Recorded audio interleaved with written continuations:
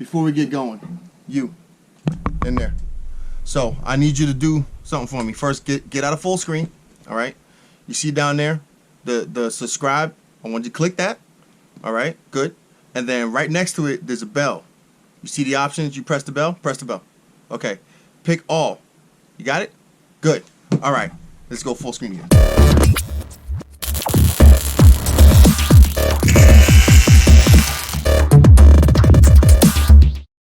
Hey guys, welcome back. So today we have a beautiful 41-degree day.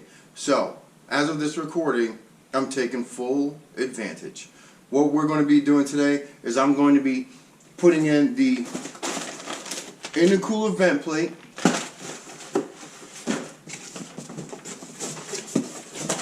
and the upgraded side mount intercooler.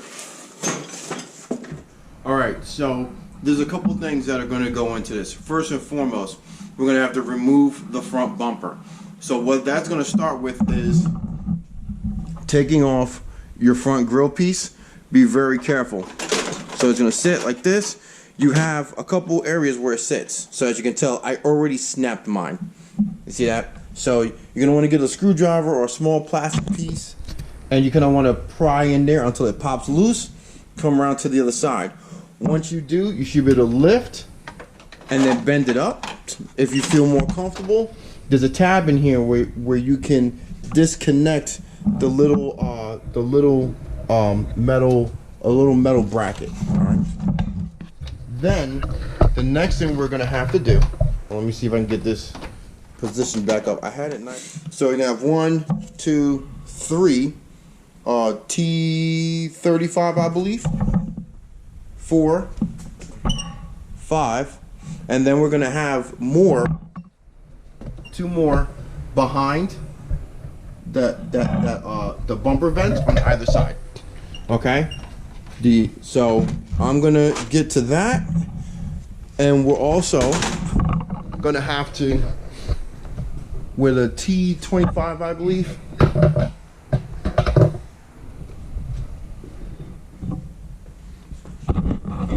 And also with a T25, we're gonna have to take off the inner fender bolts, however many you have left.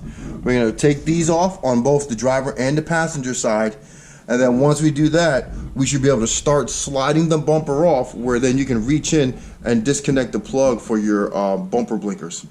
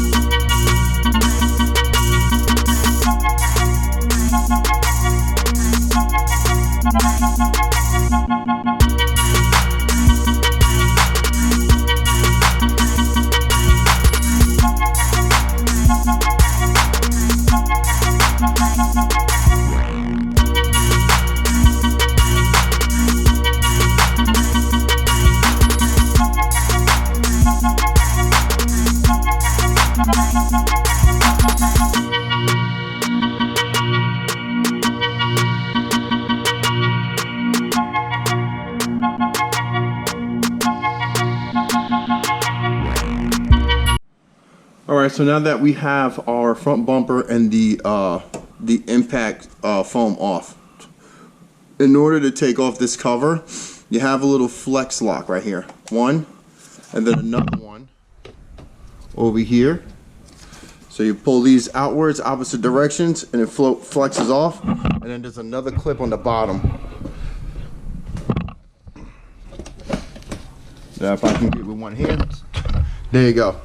And that is your directional air cowl for your intake.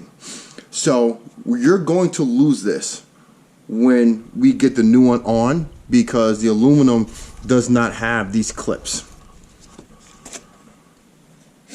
So that's essentially garbage. Then we have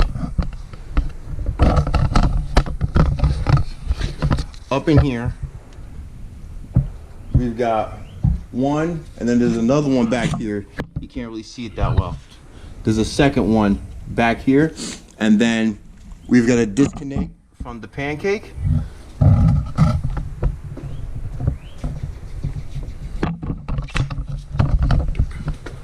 So we got to disconnect ourselves from the pancake pipe, and then there are the two bolts I was telling you about, and then we also have a map sensor connected as well. So you got to make sure not to damage that, because that's going to be reused. Okay, so I'm going to get started on taking this apart. There is one more 10mm bolt that I'm missing. Oh, it's right behind the pancake in front of the power steering pump. So I know they always say fear the 3 or 4 words while I'm in there, but since I'm in the area of the fender, I decided to take out the vacuum can, the little pea pod looking thing that I was disconnected since I did the secondary air delete, which I'll link up top if you haven't seen it. But yeah, I finally decided to take this out. Yay! So, quick spot. I don't know if you can see it, but right down there, this 10mm. See that? Right there. Just underneath. So there's a 10mm bolt right there. So if you have an extension with a 10mm, you can reach down from above. You can get it started from the bottom, but in order to get it out, you're gonna have to come from up top. Okay, so we got this out, and just a bit of forewarning. You're definitely going to have to be extremely careful when disconnecting this sensor harness. Make sure you unplug the passenger side headlights, the sensor plug for the I believe it's the AC system, and just make sure that anything else that's in its way gets unplugged. I unplugged, so those 2 things, headlight and I believe AC pressure sensor. I unplugged those 2 before being able to get to the MAF sensor. You will have to wiggle this out a bit. It's possible. You might even want to go one extra step and loosen up the front impact bar to give you a little bit more space to pull, to slide this out forward, because as you can see, the secondary upper mount has broken off when I tried to get it out of place. And another nice little yummy, that was all the oil that was inside of the intercooler. Alright, so the next step I'm going to do is, since I have everything out and I don't have to worry about damaging anything, I'm going to tape up the stencil of where I want it. So the line of the stencil, see the line? So that's going to be where the vent portion essentially winds up being. Okay? So that's going to be your vented area, and then above that will be where your screws go into. So I'm going to try and get it as flat as possible. So I want to have it about right here, because then when it's mounted up, it'll have a little bit of lift and it'll pull the hot air down and away. Now it's probably not going to sit 100% flat, but we'll see. There are some ribs on the back side of this that once it gets cut out might allow it to give it some more flex. So I'm going to tape this into position. I'm going to drill 3 holes as indicator locations, and then from there I'm going to get my grinder and I'm going to use my cutting wheel to cut that out, or maybe my shears. I'll see which one works best.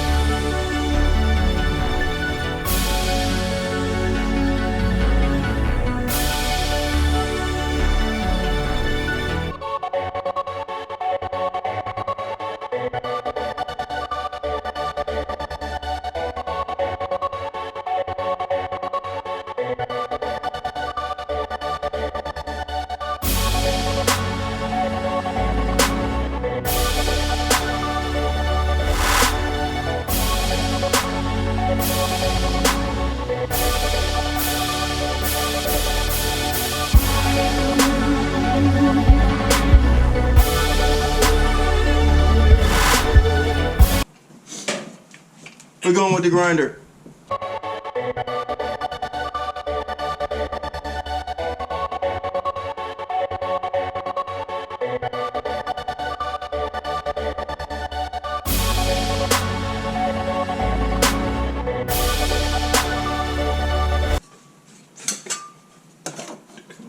So, yeah, so I definitely have a little bit more flex now that I got that part cut off. And what I was talking about was, you see these flex, these ridges, these keep the rigidity of what you want. So now, let me unplug this so I don't accidentally cut my leg off. Alright, so this is going to have to sit on the inside.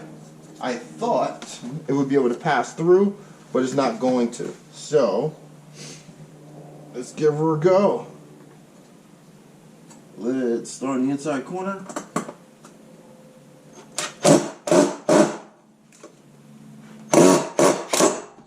Alright.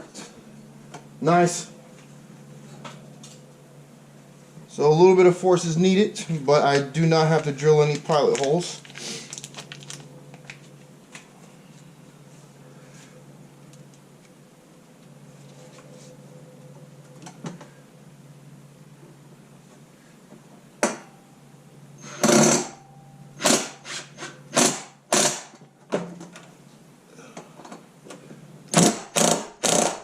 Alright.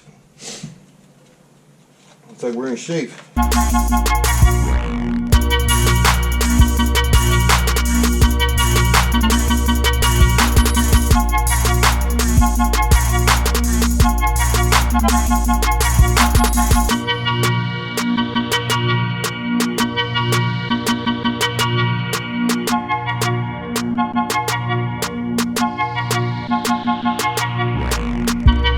Alright, yes. So we're in good shape. That's not going anywhere. And yeah, it's probably better designed for something with a little bit more size flatness. This is pretty small. Maybe works better on some of the Audis where the fender well is much bigger. But I mean, I think it'll work out well. So the next step is going to be to swap over the MAP sensor over to the new intercooler and then get that sucker popped in. So I already mocked it up and it sits well. There is one issue, however, that I do have, and the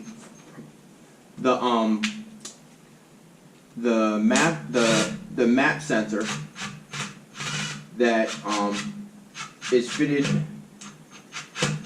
on my setup is too fat. So I'm gonna need to put in an order.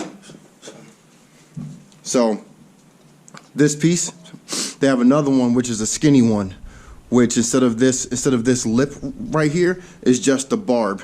So this barb is stopping me from going in.